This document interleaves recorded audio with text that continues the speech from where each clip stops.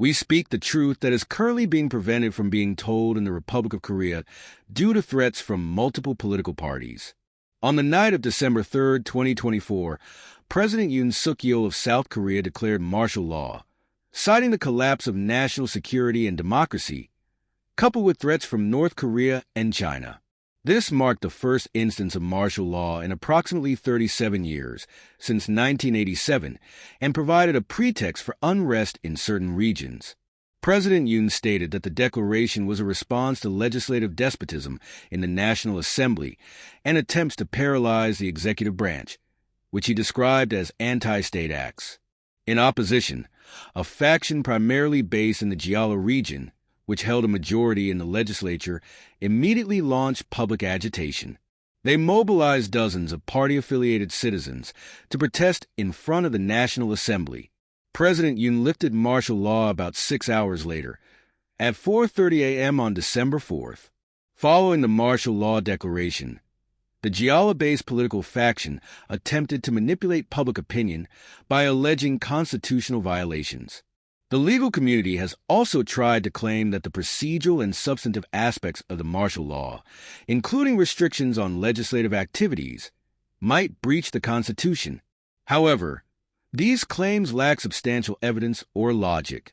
Meanwhile, certain civil groups that had previously benefited from government subsidies under the former administration spread propaganda labeling the martial law as a challenge to democracy, calling for President Yoon's resignation and impeachment. On December 7th, President Yoon delivered a public apology for the unease and inconvenience caused by the declaration of martial law, stating that he would not evade legal or political responsibility. Background of political conflict leading to martial law.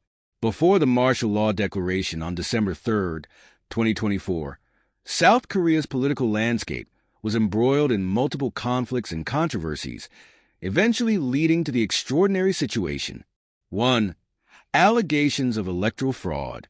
The previous President Moon Jae-in, of the opposing political party, faced declining public support due to suspected connections with North Korea, anti-market real estate policies, dismantling of upward mobility structures, and populist financial giveaways. These factors led to Yoon Suk-yeol's election as president. However, suspicions of electoral fraud arose after Moon's party secured nearly 2/3 of the seats in the subsequent parliamentary elections. Rational voters alleged irregularities during the April 2024 general election.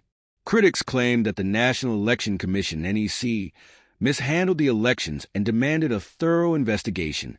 A probe by the National Intelligence Service revealed critical security vulnerabilities in the NEC's server management. Nevertheless, the NEC leadership, which included high-ranking judiciary officials, repeatedly denied search warrants and evaded investigation. President Yoon respected the constitutional principle of separation of powers, but concluded that he was unable to conduct a thorough investigation into the NEC. 2.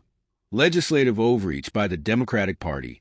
Despite suspicions of electoral fraud, the Democratic Party, which held a parliamentary majority, aggressively pursued legislative dominance. They passed bills unilaterally, bypassing consultation with opposition parties, earning criticism for legislative despotism. Established legislative practices were ignored in favor of unilateral legislative actions. In particular, during the budget revision process, the Democratic Party zeroed out funding for key initiatives of the Yoon administration.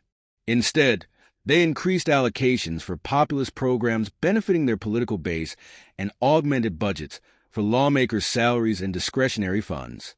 3. Legal and ethical issues surrounding Lee Jae-myung.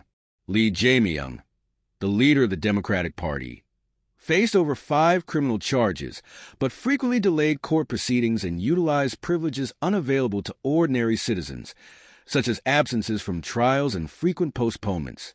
Furthermore, over 5 key witnesses in Lee's trials died under suspicious circumstances, raising serious concerns. In a bid to stall investigations, the Democratic Party repeatedly filed impeachment motions against prosecutors handling Lee's cases.